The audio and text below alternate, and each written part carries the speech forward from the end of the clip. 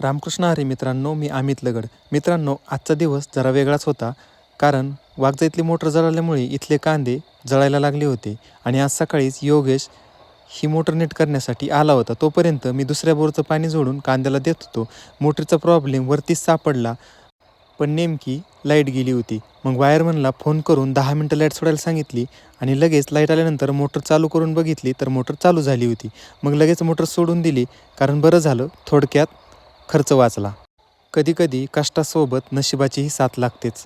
त्यानंतर आज खोराटातले कांदे भरायचे होते. कांद्याचे भाव जरा वाढले होते, म्हणून आज बायांनी सगळे कांदे भरून घेतले. तेवढ्यात मधुमामा आला आणि मधुमामाच्या गाडीत सगळे कांदे कड्याला पाठवून दिले होते.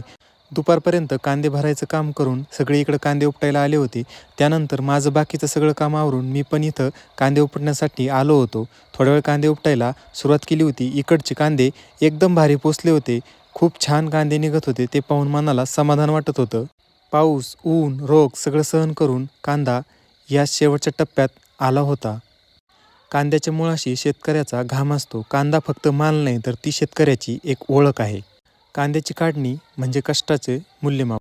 कांदा जितका मजबूत तितकी मेहनत खोलवर. मित्रांनो, हा व्लॉग कसा वाटला ते नक्की कमेंट करून सांगा आणि लाईक करायला विसरू नका.